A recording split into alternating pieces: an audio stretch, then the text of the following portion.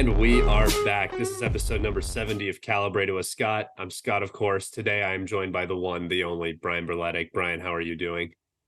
I'm doing very well. Thank you so much for having me back.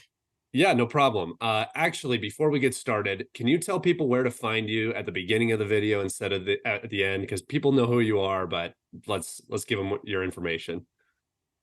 Okay, so you can find me by going onto YouTube, typing in the new Atlas, should be the first one that pops up. And in the video description of every single video are all of the other places you can find and follow my work, which includes Telegram. I highly suggest people follow me on Telegram because that's where I can post everything unfiltered.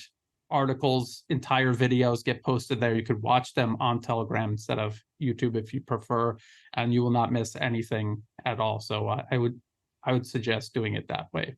Yeah, and make sure you guys go follow Brian. He posts quality content very regularly. He's a great source of information. And without further ado, let's just get right into it. We have a lot to talk about today. I would like to start with, let's just start with the counteroffensive. Let's talk about how it's going. Not a lot has happened since the last time we've talked. Let me just get your thoughts on it. How do you think it's going? Where do you think it's going? Take it away. Well, we've been told that the Ukrainians have made this major breakthrough and that it was a turning point for the offensive, which is now, I think, almost 4 full months of fighting. Began beginning of June, and now we're almost into October. So we heard that, I think that was about 2 weeks ago, maybe. And then ever since then, we keep hearing, they've broken through at Robotyno, Verbove. But these are the same places that they claim they've already broken through. So actually what's happening is there's fighting over these 2 villages, or they're very small, almost not fair to call them villages. There's fighting in and around them. Scott, you were showing me this topographical map before we got started. I think a lot of people following the fighting there have looked at this map, and they can see that Ukrainians are being channeled into low-lying grounds, and they're just being shelled by the Russians. And the one thing that we continuously heard was that it doesn't matter. The Ukrainians have an artillery advantage over the Russians. This is attritional fighting, which favors the Ukrainians. Nothing could be further from the truth. And even the Western media is starting to talk about this. I was just reading a New York Times article the other day talking about who gained the most territory this year. And it turns out the final conclusion is Russia did. So in the middle of this huge Ukrainian offensive that has been going on for now almost 4 full months, starting to approach half a year of fighting, Russia has actually gained more territory during this fighting. And that's mainly in the northeast around Kupiansk. And I want to point out that that territory that Russia is taking right now, that is territory that Ukraine took last year during their fall offensive. Now it is essentially being reversed. So the offensive, I would say it has culminated. They may be trying to scrape together forces to do another major assault, but these are not even the forces that were allotted for this offensive. They're just scraping anything together that they can find. There's heavy fighting around Bakhmut, even though we heard that the West told Ukraine to abandon that and commit all of their available forces to the offensive in the south. It doesn't seem like they did that, or if they did, in a very limited way. So the offensive it's basically culminated. You could even say that it is over, but they don't want to admit that. They will never admit that. So they're claiming that this is just going to be a long-term process with no ending, a forever offensive, because they will not admit that it has failed. So you have an objective. The objective was to reach the coast of the Sea of Azov. That obviously is not happening. So then it is a failure. And they will just depict all the fighting, any fighting that takes place from this point forward, as part of an ongoing forever offensive. Yeah, and I was actually looking at the populations of the towns that have been captured, and it totals, I think 2002 or 3 is when the last census was done for these towns. And that's when Ukraine had 48 million people, which it doesn't anymore. And in totality, all of the towns in Bakhmut and in Zaporozhye and southern Donetsk that have been captured by Ukraine amount to 5,000 people, which is half of what Soledar was. And you remember the Russians captured Soledar and Bakhmut. So that's two huge cities that were captured in the last Russian offensive. And the Ukrainians haven't even gotten close to that. And like you said, in terms of territory, the Russians have captured almost twice as much territory this calendar year than the Ukrainians have. So that's something to, be looking at when you're talking about how successful this offensive was. And, the Russian offensive around Bakhmut wasn't even a territorial conquest. It was a operation to buy time for the Russian mobilization and wear down the Ukrainian units around Bakhmut. The Ukrainian offensive had a very openly stated goal, which was to reach Crimea, right? To reach the Sea of Azov, to cut the land bridge. That hasn't been accomplished. I think that would qualify and quantify this as a failure. Another thing that I was talking about, or I was going to talk about, was I don't even think I can remember anymore. But you had mentioned Kupiansk, where the Russians had been pushing a couple weeks ago. They crossed one of the rivers up there, not the Oskal, but the one further east, and had they established a bridgehead, which they still have. And then we saw things sort of settle down. There was a much talked about Russian offensive in that region, but it never ended up happening, or it hasn't happened yet. But over the past week, we have seen 7 different bridges. All of the actual established bridges have been destroyed across the Oskal River, which, if everybody listening remembers, the Ukrainians had pushed past the Oskal during their Kharkov offensive and pushed into the LPR, where they were then stopped. And now they've been kind of stuck on this bridgehead for the past year, actually now. And the Russians are now hitting the bridges, which are their supply lines, and they're also striking the pontoon bridges. Do you think we will see a Russian operation before the muddy season begins? Or do you think we're going to see maybe a winter operation, or are we going to see any operation at all? That's very difficult to say, but just judging on what Russia has been doing up until now, cutting these bridges and isolating to an extent the Ukrainian forces east of the Oskal River, this would be a perfect. This would be setting the stage perfectly for another one of these attritional grinding operations where now they've isolated them, they've made it much more difficult for them to be resupplied. They'll either have to pull out on their own, which will make it easier for Russian forces to advance, or they'll just be ground down where they are. And either way, it spares Russia from having to do the type of offensive that Ukraine is attempting to conduct all along the line of contact. Because a lot of people are talking about some sort of coming big arrow Russian offensive. If they were to do any sort of big arrow offensive, it would be costly in manpower and equipment. And they could do it. It could be successful, but they will lose a lot of manpower and a lot of equipment. And I think they don't want to do that if they can help it.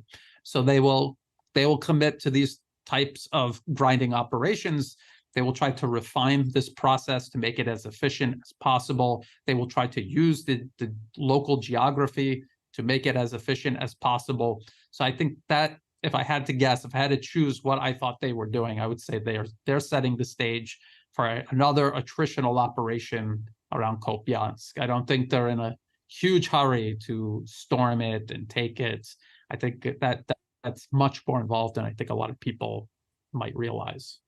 Yeah, I think that people need to start wrapping their minds around 2024 into 2025, because I think that's how the Russians are thinking about this conflict. They're going to do what they need to do over however long they need to do it to achieve what they need to achieve. And just like you said, these offensives are costly. You talked about the forever counteroffensive down in the south that, started as a spring, was delayed till summer, ran all through the summer, through the fall, and now is probably going to head into the winter if they can sustain it. And why would the Russians do exactly what the Ukrainians just did?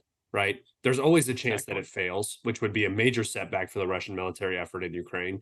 And there's this, I mean, if your enemy is expending themselves on your best fortifications and, you know, attriting themselves naturally through offensive operations when they really don't have the, leeway to be doing that with their resources, why stop them? Why force them to go defensive? Why not allow them to keep exposing themselves? And why would you put yourself in a position where you expose yourself unnecessarily? There will be I always say there will be times for big aero offensives when there's nobody left defending, right? When there's no armored vehicles, there's no barrels left, there's no artillery shells to be fired. That's when you can start doing big aero offensives and be hyper successful with them. Up until that point, why take the unnecessary risk, especially when you have a Ukraine that's backed by NATO intelligence, which will basically tell them exactly where you're coming from and what time you're coming at them, So I fully agree that the Russians are going to take this slow. I do think that there might be some significant pressure on that eastern side of the Oskal, just because once those supply lines are cut, that pressure is going to be much less risk involved and will, I think, be more successful. I don't know if the Ukrainians have the willpower to retreat and sacrifice space for time, but we'll see. I wanted to ask you about the weapon situation, because we have seen Poland, who they're coming into an election cycle, and the U.S. is coming into that same sort of election cycle that Poland is coming into, and we've seen statements from the Polish president saying things along the lines of, the weapons are not going to be moved into Ukraine anymore. And the way I see that, it's a political move, right? The weapons are still going to be coming into Ukraine. I don't think the Polish can stop what they're doing right now. It's the only way that they're going to be able to succeed in what they've invested in. But it's very interesting and telling to me that the popular political decision is to say we're not sending things to Ukraine, right? I think that is something that a lot of people kind of miss, is that yes, while it might still be happening, the popular thing to say to the Polish people is we are not going to be supplying Ukraine with weapons. Do you see that extending into the 2024 US presidential elections? And do you see this sort of zeitgeist, I guess, around sending weapons to Ukraine changing in the way that it has sort of changed in Poland, that becoming more of the actual policy? Well, that's an interesting take as to why they're saying this, that they're not going to supply Ukraine with weapons anymore, because it's a popular sentiment in Poland now. Yeah. And that is because this is what happens to all of U.S. NATO engineered proxy wars. They are backing the worst people imaginable in any targeted country. And eventually people are going to wake up to the reality of what's really happening versus what they were told is happening. I think there's another aspect taking place in Poland. They don't have that many weapons and ammunition left to give Ukraine in the first place.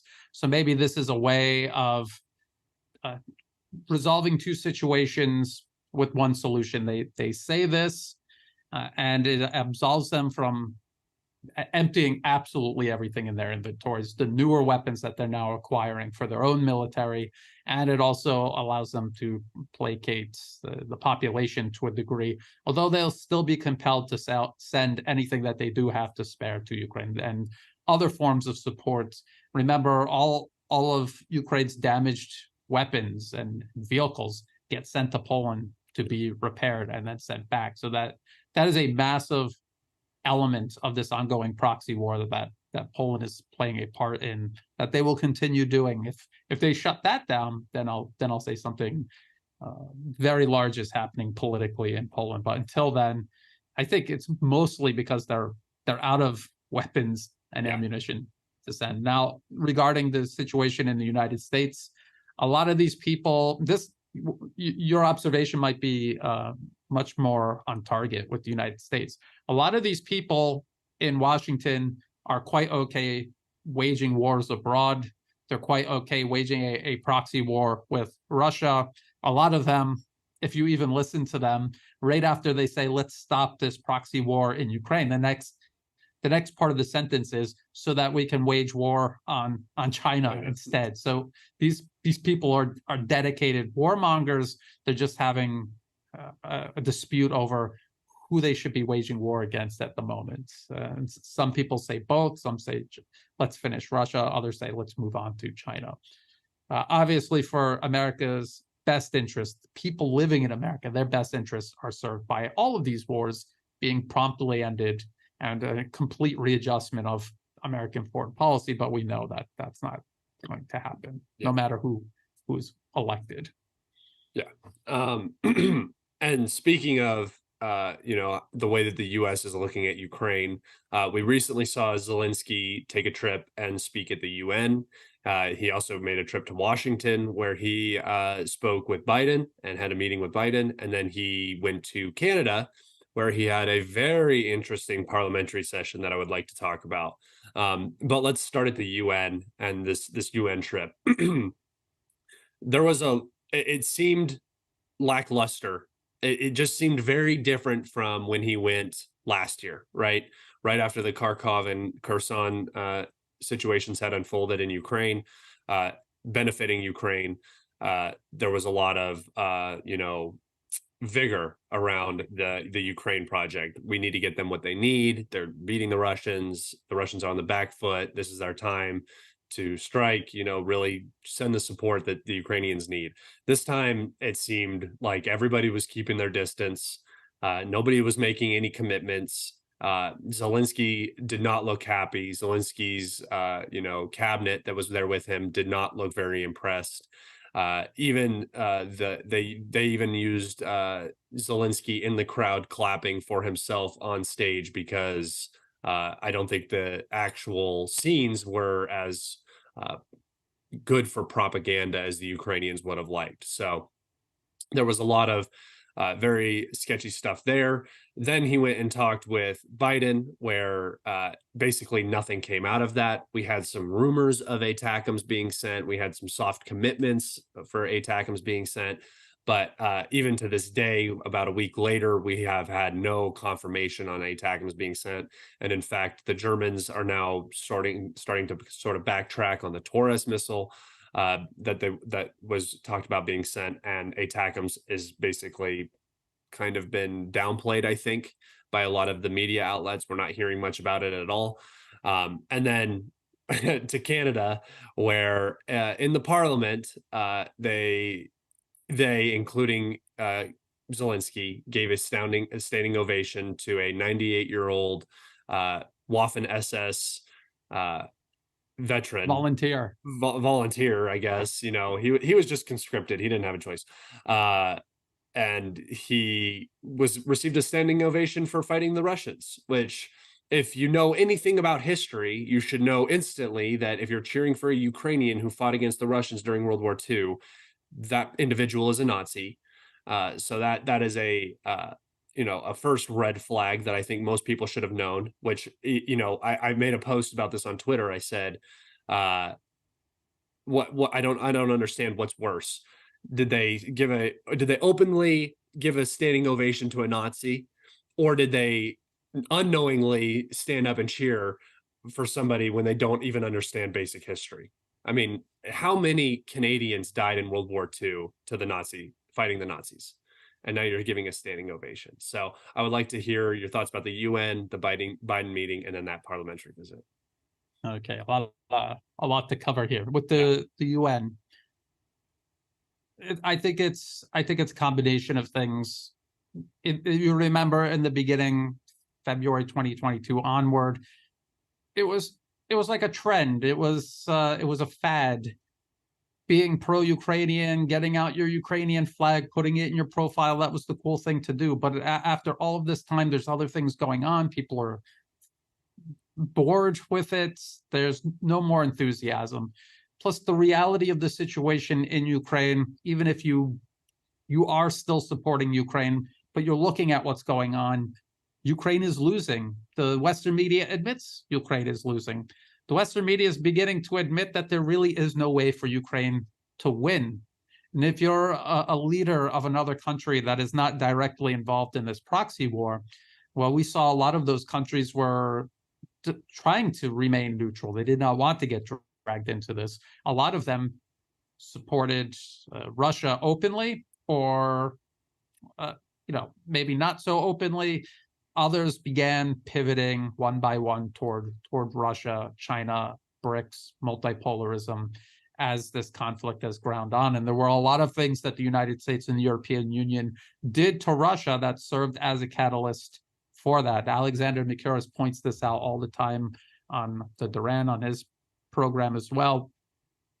The sanctions on Russia, and the price cap on Russian hydrocarbons, other countries looked at this abuse of these monopolies that the West maintains, and they said if they could do it to Russia today, maybe they'll do it to us tomorrow. So we need to pivot away from this entire architecture and invest in something new where this cannot happen to us, because that is our future.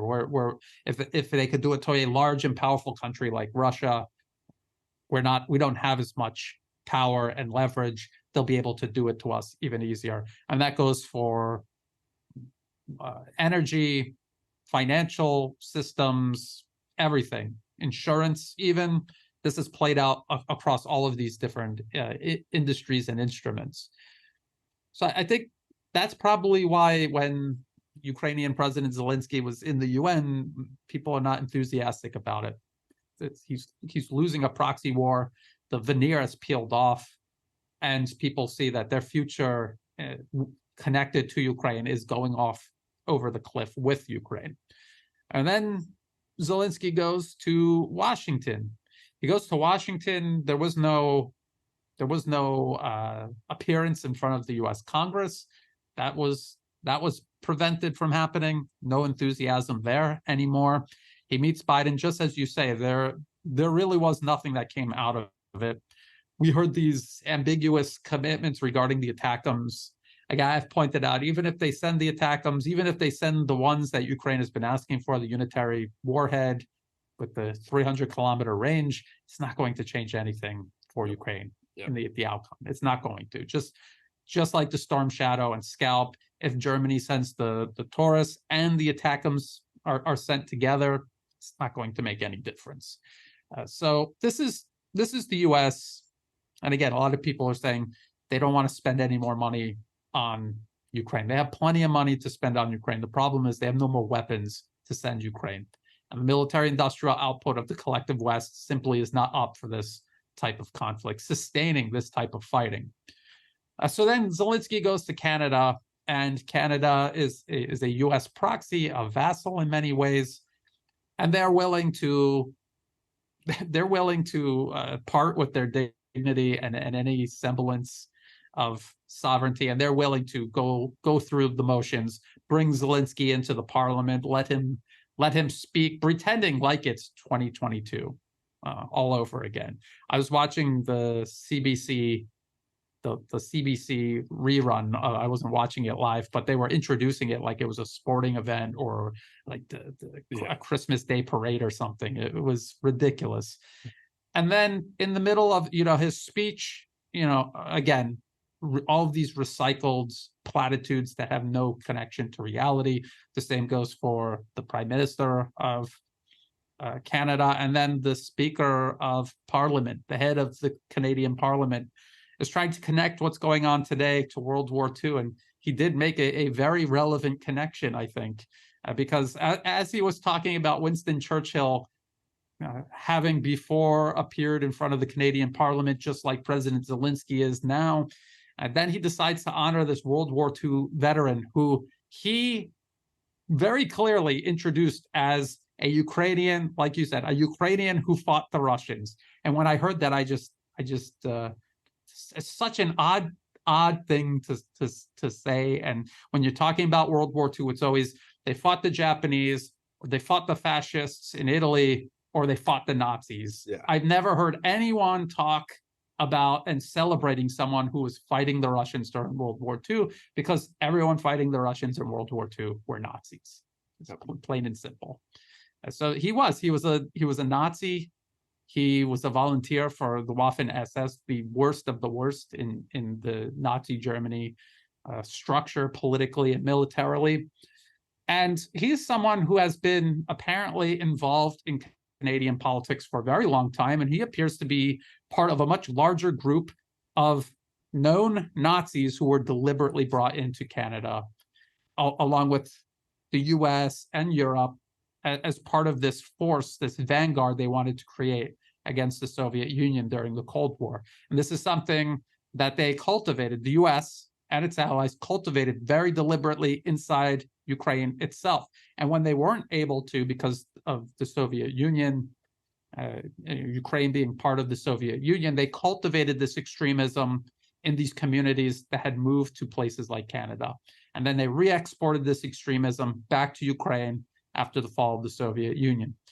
And it's very similar to what they did with ISIS and Al-Qaeda in the Middle East. A lot of these communities were harbored in the West and then sent back to Syria or sent back to Libya to go fight, or brought into Europe and North America to harbor them so that the Syrian government couldn't eliminate them, so they could be used to fight another day. Same process. And that's who this Nazi World War II veteran, this is the cycle, the game that he was a part of. And so it wasn't some innocent accident. This is someone they knew about for a long time. He was politically active, especially in promoting Canada's support for Ukraine throughout the special military operation. That they had to know who he was. And again, introducing him as someone who fought the Russians in World War II. It's unforgivable. And yes, the speaker stepped down, but the entire Canadian government is complicit. They're pretending, oh, we didn't know, but they know about Azov, modern day Nazis in Ukraine. They were training them. They know this. It's been in their media, their government funded media in the UK, in the US, in Canada. They all reported on it for years and years. When Russia began the special military operation, they whitewashed it, they purged it, they labeled it as Russian propaganda, even though they were the ones who were reporting it.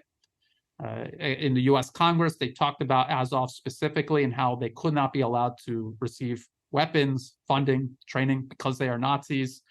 So it's, again, more of this veneer falling off and the truth of what the West is actually doing in Ukraine coming to light. Yeah, and I mean, it gives a whole new definition of, or it gives a whole new meaning to the enemy of my enemy is my friend, right? Where you're siding with literal Nazis, like Scott. It almost makes me think that Russia has a good reason to be fighting in Ukraine. Have literal Nazis knowingly supported by the West, clamoring on their border, very reminiscent of World War II. What a horrible decision. I don't understand what the thinking was there. I mean, somebody had to have caught it. There's no way you go through all of that work bringing him in there and you didn't have one person say, wait, what? That's fighting the Russians? Yeah, what back then? When? So that's wild. And then Trudeau's response to it after it was just ridiculous. He basically came out and said, yeah, this and that, but Russian propaganda. Let's not fall victim to Russian propaganda. It's like, this isn't Russian propaganda, dude. This is you invited a Nazi and gave him a standing ovation. Twice. And not just two standing ovations. And it wasn't some, I don't know.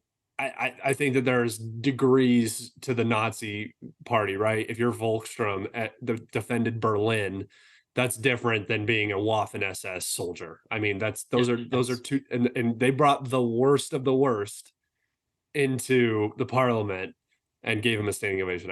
I find it to be absolutely ridiculous and telling of how dedicated the narrative is behind the Ukraine project. And the Gray Zone did some research into his background, and apparently he was not only a committed Nazi, but an unrepentant Nazi. Yeah. And some people asked, why did he feel comfortable going into the parliament, knowing that they were going to celebrate him, and he knowing what he had been a part of during World War II? And it's because they were harbored in the West after World War II. Their anti-Russian sentiment, if every other racist, genocidal impulse of theirs had to be suppressed, their anti-Russian obsession, that was encouraged. So he didn't feel as if he had done anything wrong. He felt that he was part of this project that has been going on since the end of World War II, and now he's finally getting recognition for it. Yeah, he got a standing ovation for it. So why would he Yes. feel abashed by it? Yeah, And for the Canadian Prime Minister to bring up Russian propaganda, Russia is saying Ukraine has a huge Nazi problem, past and present, and this is evidence of it. Isn't so? He's calling it Russian propaganda, but it turns out the Russians have been telling the truth all along. If you just randomly invite some World War II vet from Ukraine into the Canadian Parliament, he turns out to be a Nazi. What are the chances? Crunch the numbers. What are this? How statistically possible is that, unless Ukraine had a huge Nazi problem? And it's hilarious watching in the information space pro-Ukraine supporters trying to defend this. Like, just admit that it was a mistake. That you know, actively, like, it's like you can't do any wrong. And so even when you do some horrible, terrible mistake, it's still right somehow. Oh, he was, you know, this, or oh, he was that. No, he was just a Nazi. And it's, I can't believe that people are, you know, the people that call Russians Nazis are the ones openly cheering for Nazis. It's just, it's ridiculous. And one last thing on this topic, they can't say that it was a mistake, because if they condemn this Nazi and they begin condemning Nazism openly, then this calls into question all of the other Nazism and extremism that they have been covering up or obliquely defending and promoting throughout this since 2014 onward, actually, really. Yeah. I wanted to move into an article. I don't know if you have any articles that you'd like to talk about, but I have one here from the Telegraph, and it is talking about how the Russian economy is predicted to grow now due to rising oil prices and lackluster sanction effects on the Russian economy. So, I mean, this is a pretty large omission if the Russian economy is now growing. You know, compared to what it was predicted to grow, that means that the Western plans have not worked out the way that they were supposed to in terms of the sanctions. We've even heard, even just before the counteroffensive started, you know, we were still hearing this, you know, the ruble is crashing, the world is coming down, Russia is suffering. We never saw any proof of that. We never saw any, you know, the ruble did come down a little bit, but we never saw any effects of that, even anecdotally, inside of Russia. And I want to know what you're thinking about this, because to me, this seems like a pretty big omission that, you know, sanctions haven't worked. And I think that that is the crux on which this Ukraine project was you know, relying on. You know, they were hoping that the Russian economy would collapse and that would force some sort of regime change or something in Russia. That's not happened. The Russian military is getting stronger. The counteroffensive has failed. You know, the trips are starting to go wrong. It just feels like this whole thing is really starting to come down. Do you see that as well? How do you see this? I guess this Telegraph omission playing out? Yes, it's inevitable. That's how I see it. It was inevitable that they would have to admit this. The sanctions, when they were first rolled out, it became a joke, because then the EU would roll out a second package. Then they were in the double digits with these packages. I don't even know what number they're on, or if they just abandoned all of that. And more than that, not only did these sanctions not cripple or collapse the Russian economy, it exploded in the European Union's face. It attacked their economies. It undermined their economies. Germany, I believe, their economy is contracting. It's not growing at all. I think it's going backwards. So it's already in a recession. Yeah, so there you go. And think about why that is. Is that something that they're going to be able to, soldier on and get past? And the answer is no, because they were relying on this cheap energy coming out of Russia by pipelines that have been now physically destroyed. Now they're dependent on liquid natural gas from the United States, which will always be more expensive than gas that could be piped out of Russia into Germany. You could see what the United States was attempting to do with the price caps, especially to artificially make Russian energy more expensive so that they could get Europe to switch over to this liquid natural gas. It just was not viable. We talk about unipolarism versus multipolarism. Unipolarism, whereas the US has, a monopolies that it can use to preserve its power and to target nations and undermine them, that is dissipating. That is fading away. They don't have the ability to do that anymore. It doesn't mean that they're powerless, but they thought in their minds that they still had the ability to will the Russian economy into ruins, and it simply didn't happen. This article that you're citing coincides with the New York Times admitting that Russian military production has only increased. Tank production doubled.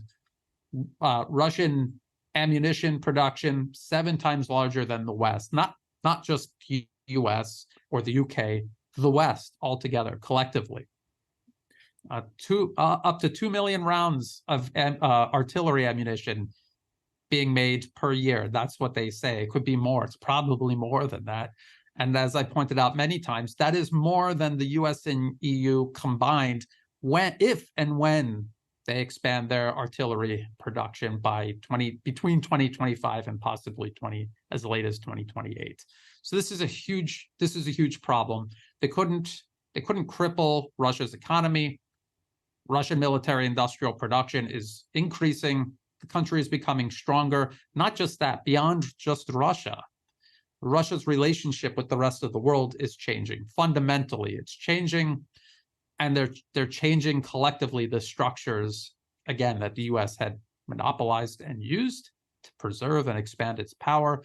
Now there's alternatives being used that are just more or less isolating the West. The West isn't isolating anyone. They're isolating themselves. So it was inevitable, and now the West is coming to grips with that. But then what are they going to do upon realizing this? That is the question. And do you think that Russia could experience some, almost opposite, Hades, knock it off. Sorry, my dog. Some sort of opposite conflicting, compared to what the West wanted. The West wanted to ruin, destroyed Russia. Do you think that Russia can come out of this thing stronger than before? I think in a lot of ways they are stronger. They are stronger than before. Their military certainly is stronger. It was always a work in progress. So the Russian military today, as it is not just the result of the last year and a half of fighting in Ukraine. This was a buildup that Russia undertook going way back, probably at least to 2008, when Georgian forces attacked Russian forces, and Russia's military performed less than they expected. They realized there were fundamental problems, and they undertook this massive process of resolving that. And it wasn't just the military, but it was also the industrial base supporting the military. So yes, it is stronger. It will continue to get stronger. I really cannot see what obstacle would stop Russia from continuing this trend onward into the future. They're working with most of Eurasia, and I don't know if the West has checked or not on this recently, but just China alone has a larger population than the G7 combined. They have the largest industrial base on Earth. Just Russia and China together, this is a civilizational sized society and economy and industrial base. So it doesn't really seem like there's anything that will stop this at this point that I can see. And do you think that relations will ever normalize with Europe after this? Obviously, we've seen the Russophobia, pretty openly displayed. But do you think that there's ever going to be a rekindling of that relationship? Because to me, it feels like it's mutually beneficial, right? Europe is a huge market for the. So I think that eventually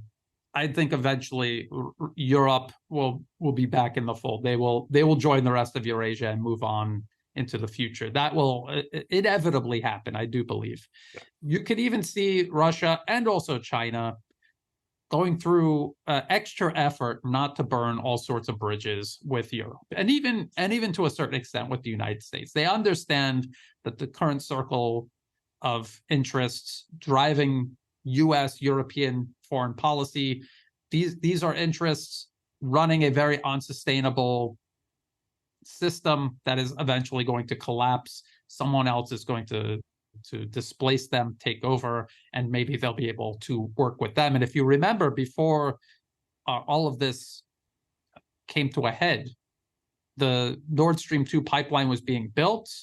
There was a lot of talk of not just Germany working closer with Russia, but all of Europe working closely with China as well, in becoming a part of the Belt and Road Initiative. China even built rail connections to connect not just China, but also Southeast Asia to Europe.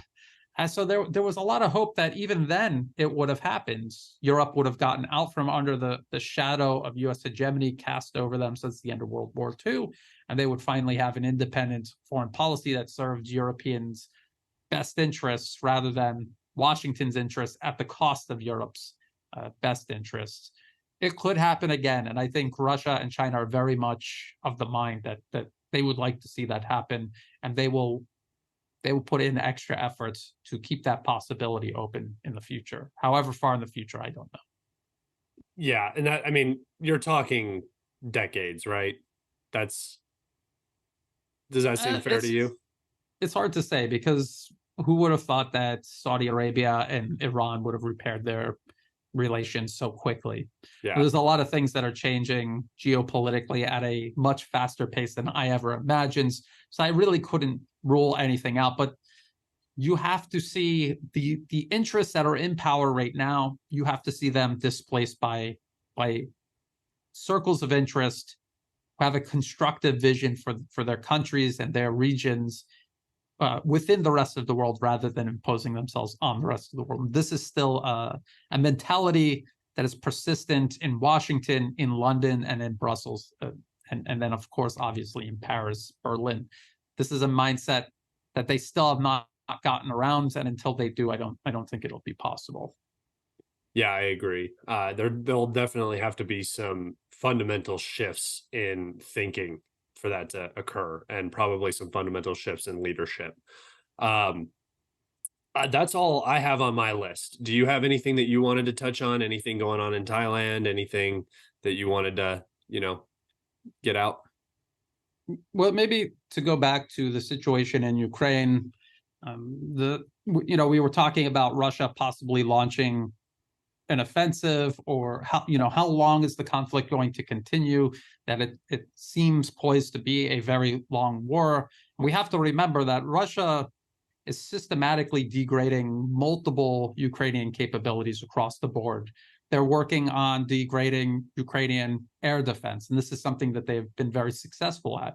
And if you've followed the conflict from the very beginning up until now, you will realize that there are certain types of air defense that are in such short number that it actually has allowed the Russian military aviation to act more freely, at least along the line of contact. That, together with these glide bombs, have allowed them to play a much wider role now than they had been at the beginning of the conflict. So I think we have to keep an eye open for all of these processes undergoing that Russia is pursuing right now to degrade these different Ukrainian military capabilities. Their artillery, their armor, their air defense, counter battery radar. That's another important one. As those become more and more degraded, and as Russia builds up their capabilities, it's going to allow them to do things on the battlefield that they weren't able to do previously. So I say no big arrow offensive, and I'm pretty confident that will be the case for quite a while. But when they do exert pressure along the line of contact, it is still technically an offensive. Even if they're just inching forward, they may be able to do that more efficiently and quicker as these capabilities are degraded and as Russia continues building up their capabilities. Do you think Ukraine will receive anything close to what it received last time? I know there your one of your earlier points was that there's not a lot of weapons left to send. Obviously, we've seen them digging through Leopard 1A5s, which are 60-year-old tanks, to send to Ukraine. And the first batch that was sent was returned because it wasn't even operational. Do you see any ability for the West to, I guess, first off, send what they sent last time in any meaningful, numbers, or do you see them having even the willpower to do it, the want to do it? It's really hard to say technically if they wanted. The U.S. has plenty of M1 Abrams that they could send. They have more Bradleys. They have more Strikers. They have large numbers of all of this equipment, but they've already sent in certain categories a certain percentage that if they were to do it again and have it all lost on the battlefield again, that would actually start to impact the U.S. military's readiness for any other conflict that they're seeking to provoke around the globe. I don't see how they could. And again, even if they could, another problem that goes along with the lack of ammunition for these weapon systems to fire, because that is a problem they cannot solve. And that is something they're not going to be able to replicate next time. It's training. They attempted to build up multiple brigades to participate in this offensive that we see grinding to a halt right now. And they attempted to train up and build these brigades in entirely too compressed time frames. There was no way to do it. It would take years to do it. We remember NATO training Ukrainian troops, tens of thousands of them every single year from 2014 up until 2022. That entire force has been wiped out. And if they couldn't do that in that time frame, there's no way they're going to be able to do something equal or better in between this offensive and the next one they tried to launch. So it is the reality of modern warfare. This is something they simply cannot do, no matter how much they want to do it. And there is no shortcut around this unless the U.S. and its allies intervene directly. And that, there was something else we were talking about before we started recording. All of this talk of Western arms industries building factories in Ukraine, and we were wondering, how could you do this if Ukraine's arms industry has been completely destroyed and they have to send what little is left to another country, because if they continue operating in Ukraine, it will be destroyed by the Russians. How are they going to build any of these other factories? And the only thing that I could think of, other than it's just being corruption, and they're trying to get money allotted to them for things they know are never going to be built, is the possibility that, again, as I've said since the beginning, they might try to create a buffer zone in Western Ukraine that they will then incorporate into NATO, and that they will build these factories. But I want to remind people that the lead time in building factories and then producing the human resources required to run them, that takes years and years and years. So I just don't see how even that is a viable option for Ukraine. Yeah, I don't. I mean, we see basically that Garand 2 drones, or Shahed, whatever you want to call them, basically can go cross country without being intercepted now. So Ukrainian air defense is so depleted. Any factory that's going to be set up, first off, it's going to take years to build. These factories aren't built in a couple days or a couple weeks or even a couple months. They take a long time to build. And then once they are built, they'll just be struck instantly. So I don't really understand how you're planning on getting them into country unless, like you said, they're defended by NATO personnel and equipment somehow through some sort of intervention. It does seem to me to be a little bit of virtue signaling.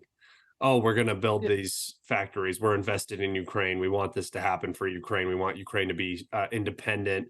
and then eventually join NATO, whatever. I feel like it's just kind of on narrative, on script, because it doesn't make any sense. It won't happen.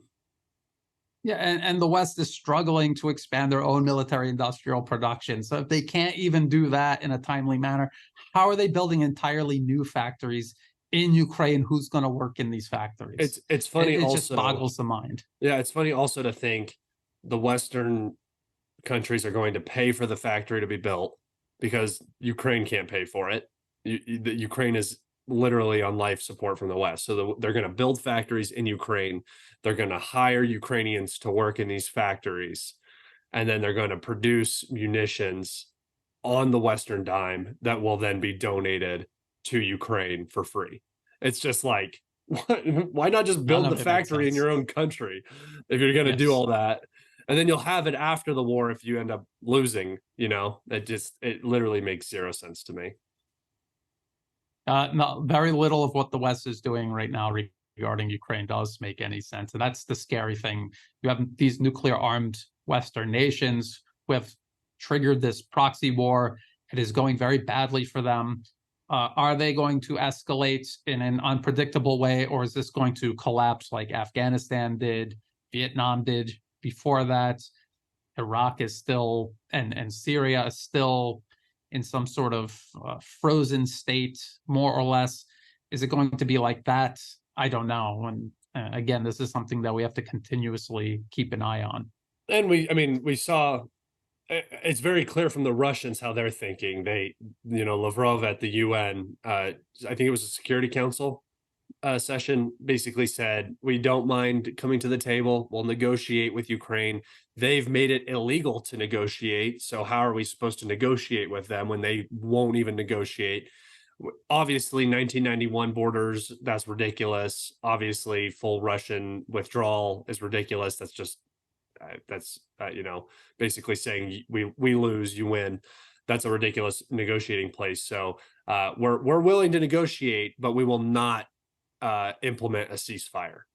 We were not going to do that. And I think that's a very, very telling statement. We will not let this become a frozen conflict. We will not let this become a Korea or a Syria or something of that nature. This will either be ended through negotiated settlement or through Russian victory. And I think that is pretty telling of the confidence that the Russians are feeling right now. Yeah, and I agree with that sentiment, and I would also like to add that we can see how things are going for Russia on the battlefield. We can see what the West is even saying about their growing military potential, and then we look at all of these developments geopolitically that we were just talking about. When you add all of that up and you look at how it's going to be a year from now, do you think it'll be more in Russia's favor or less? Is it going to be more in America's favor in their proxy war or less? And I think we can very clearly see the trajectory that this is taking. And so it's, again, Russia has been very patient regarding the U.S. proxy war in Syria. That served Russia very well. They will do the same in Ukraine. And I think that will also serve them very well. It would have been interesting if the NATO brigades that were trained up had come in and had performed better.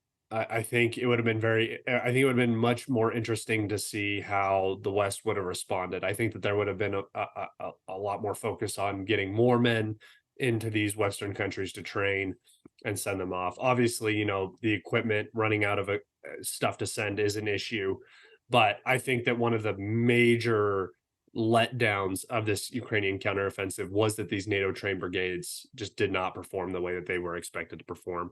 And I mean, the 47th Brigade, which was the brigade for this offensive, it was the Leopard Bradley Stryker Brigade. It was the big brigade.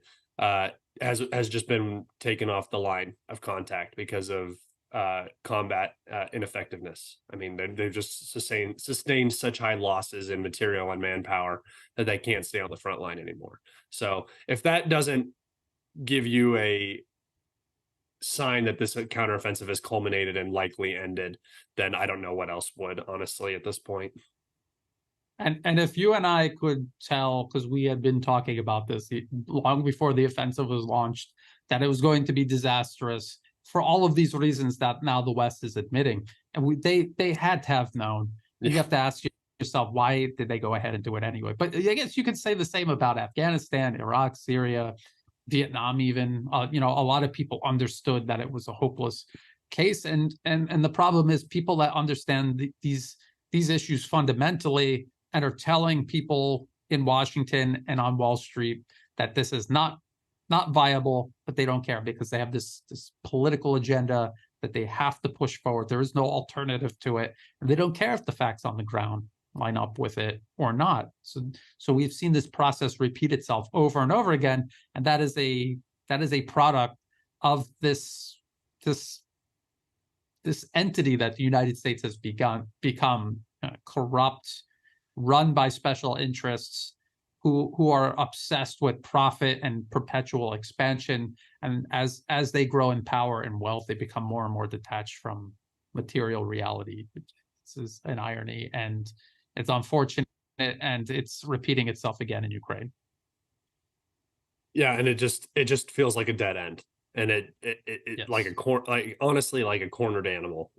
I'm hoping that it doesn't get worse. It doesn't Yes. aggravate the situation with but even the way that the West and Ukraine are communicating with each other, it doesn't seem very good. Like the whole tone around the relationship between, Zelensky, Biden, that sort of thing is starting to become worse and worse. You're hearing like the even the West just saying we need to negotiate when that is against the law by Zelensky's decree basically means that either there's going to have to be some sort of regime change in Ukraine for negotiations to occur, or Western support is going to end eventually, right? And I think that is, I'm hoping that it doesn't escalate in the wrong direction and become something that it shouldn't. I don't know if it will though, because I don't know if the Russians will allow the escalation to occur. I think that they're just going to, like I said, take the hits as they come and just continue doing what they need to do in Ukraine to secure their version of victory. Yes, I agree with that. And I think, again, another irony is that we keep hearing about how Russia is invading Ukraine and they want to overthrow the Ukrainian government. But the biggest threat to the current Ukrainian government right now is its Western sponsors wanting to most likely get rid of Zelensky, or at least get him to do what they want. So what is the point of being a sovereign country if you're beholden to a foreign entity? The reality is that Ukraine is being held hostage and its sovereignty first and foremost subverted by the West, not by Russia. This started all the way back in 2014, and it's worse than ever right now. And if anybody's looking for other examples of, proxies not really working out, or the side that the West backs, just look at Venezuela. I mean, you had Juan Guaido, who was the legitimate president of Venezuela. What, 10 years ago? That was when that was going on. 8 years ago, maybe. The whole Venezuela nonsense, and then just a couple weeks ago, we had a picture of one of the U.S. representatives shaking hands with Murdo. So it won't last. It's all temporary. The rhetoric and everything. As soon as it's not beneficial to the West, they'll switch and they'll make friends with whoever is in power in Ukraine after this is over, and that'll be that. Hopefully, as as the U.S. fails in Ukraine, and hopefully as they have to realize first that they're failing versus China. Hopefully, they'll realize that it's their premise that they are starting from in the first place that is fundamentally flawed, that needs to be changed. This idea that the West is just somehow entitled to running the entire planet and everyone on it. This is a flawed premise. They need to revisit that. They need to rework it. They need to understand that they are part of the rest of the world. These are sovereign nations. They don't answer to anyone in the West. Those days are long gone. That was how it went for generations, but those days are long gone now. And if the West wants peace, prosperity, and they want to move forward into the future, they're going to have to accept this new reality. It's not even a reality that should be difficult for them to accept. You're a nation among other nations. You have your sovereignty, they have their sovereignty. Just work hard and enjoy the benefits of your hard work. Cooperate and trade with others. Why is that so hard for people in the West running the West right now? I don't understand. That could be a whole nother conversation that we could have. Yeah, it's something that I was thinking about, and we don't have to get into this, but I was just, well, of all of the people who are winning big from this conflict, you can say the military industrial complex in either country, people who are making a lot of money off of it, whatever. But I think one of the biggest geopolitical winners, this is just a theory I was kind of contemplating the other day, is Lukashenko. I feel like he has come out as the big winner in all of this, because his position now in Belarus is so consolidated. He has nukes. He has full Russian backing through the Union State. He never had to really get involved in Ukraine. He was already sanctioned, so that didn't really matter. It's funny to say because he's not really the best politician or anything, but it's funny. I was just thinking, like, wow, Belarus kind of came out on top on all of this. They've only really benefited from this conflict in Ukraine. I don't know why I brought that up, even I was just thinking about it, but I just thought that was interesting. Well, it's unfortunate that Ukraine could not take a similar tract, and this had to happen. Belarus was teetering right on the edge of becoming the next Ukraine. Yep. The same U.S.-sponsored opposition forces were at work in Belarus. Again, ironically, they had a Nazi element among them, waving a World War II era collaborator flag, just as the Ukrainians had, and they were able to put that down and retain sovereignty over Belarus. And you could say, well, doesn't Russia to a great extent determine what's going on in Belarus? These are countries that border each other and they have a history, and Belarus had been part of Russia at one point. It is not the same as Washington crossing an entire ocean and Western Europe to come in and dictate to the people what type of government they'll have, who is going to run it, what their foreign policy will be, and who it will serve, which is exactly what the U.S. did to Ukraine and many other countries in Eastern Europe. Unfortunately, Russia was not able to provide Ukraine the same type of protection that Belarus apparently had, or maybe there's other factors involved. It would have been so much better, though, if Ukraine went that way rather than the way things went now, where the country has no future right now. Yeah. Do you? Yeah, that's you're spot on. I always think, what would the situation look like if all of these countries had acted pragmatically? If Armenia, Georgia, Ukraine, Belarus did act pragmatically. Germany, Germany wouldn't be in a recession right now. They would still be receiving cheap Russian energy. Georgia wouldn't be in the position they're in. Armenia just lost a huge chunk of its territory, and 30,000 plus Armenians were forced to relocate out of the territory that was given up back into Armenia. So I just always wonder, I can't believe these countries act against their own pragmatic interests. It's just very difficult for me to wrap my brain around.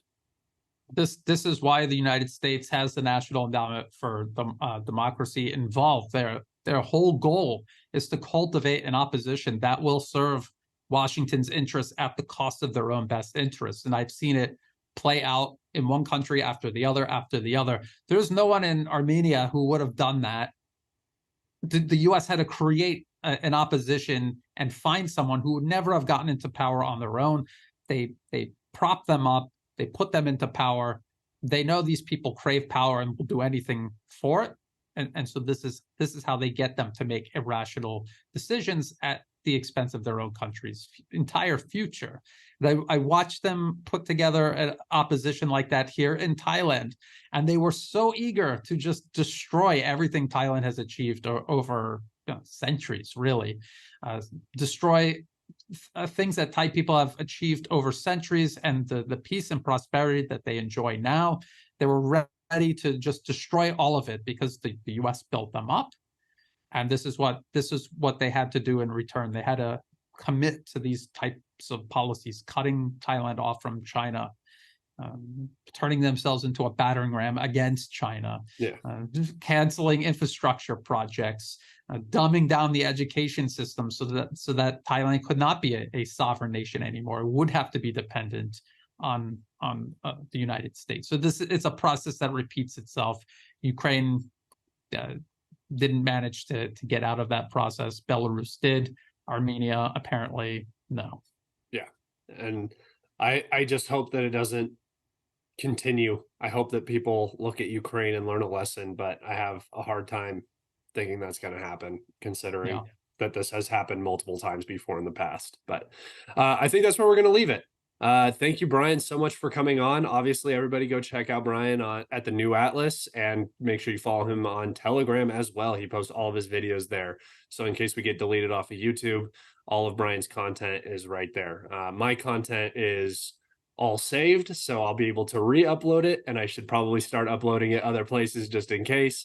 But Brian is a much more diligent YouTuber than I am, so make sure you guys go follow him there and use him as a source. He is a incredible analyst and information gatherer, I guess I would say. But other than that, anything else you want to add, Brian? No, just thank you again for having me on. Yeah, and thank you for coming on. Obviously, I enjoy doing this with you. I believe you enjoy doing this with me, and I want to do a roundtable sometime in the future. Get some people on and have you included in that. So sure, be on the lookout for that. Thank you, everybody. If you enjoyed this video, like, subscribe, comment, and share. You know the drill. And until next time, thank you.